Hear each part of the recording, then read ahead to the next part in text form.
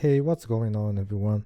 I hope you're having a fantastic day. Today I'm going to show you how to check your API. Let's get started.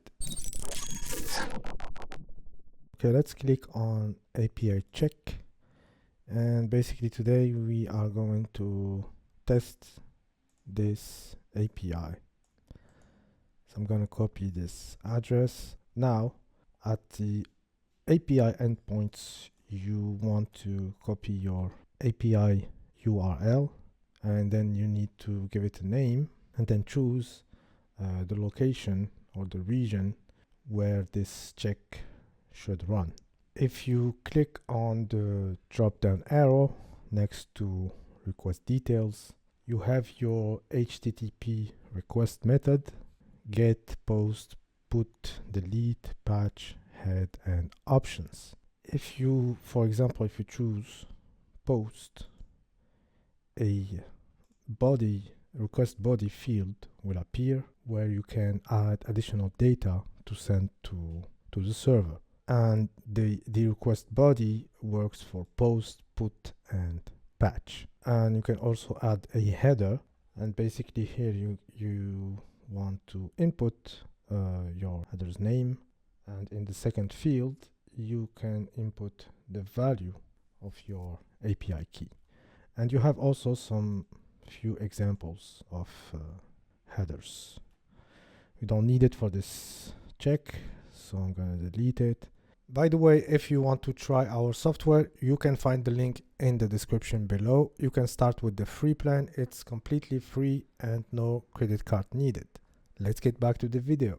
And just next to HTTP method, you can choose the maximum time to wait for a response from the server: 5 seconds, 10, and so on. Okay, let's select get. Let's keep the timeout at 10 seconds.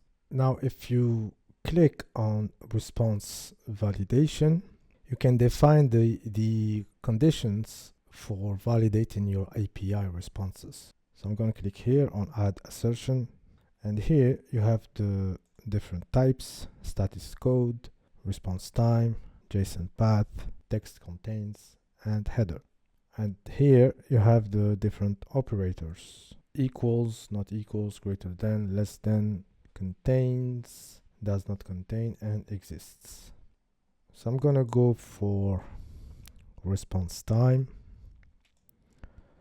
I'm gonna choose less than, and I'm gonna select 30,000 milliseconds. You can also add another assertion. So I'm gonna go with JSON path. I'm gonna type in user ID, and the value should equal 1. Here you have some advanced settings. You can choose the frequency of your check. If for whatever reason the check fails, you can set up a retry.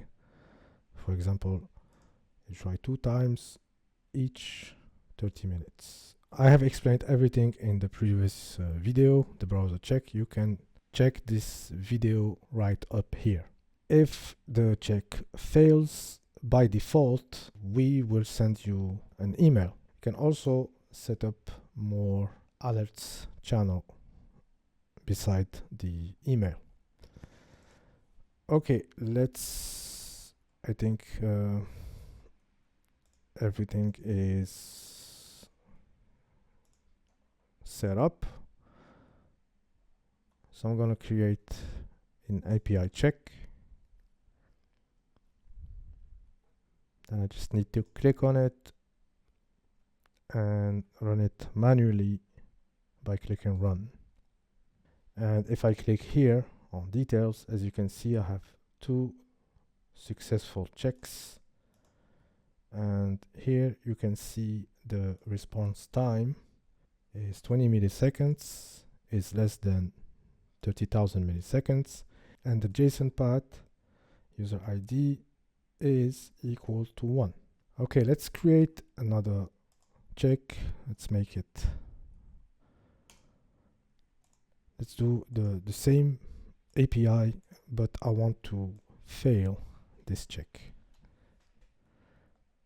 So I'm gonna go with get response validation, add insertion, JSON path equal to user ID equal to 200. It should fail. Create a check and click here, run now. And as you can see, the check has failed. And you have some details: expected JSON path, user ID to equals to 200, but the response is 1. That's pretty much it for this video. Thank you so much for watching. Subscribe, hit that like button, and try our software for free. The link is in the description below. Thanks again, and have a nice day.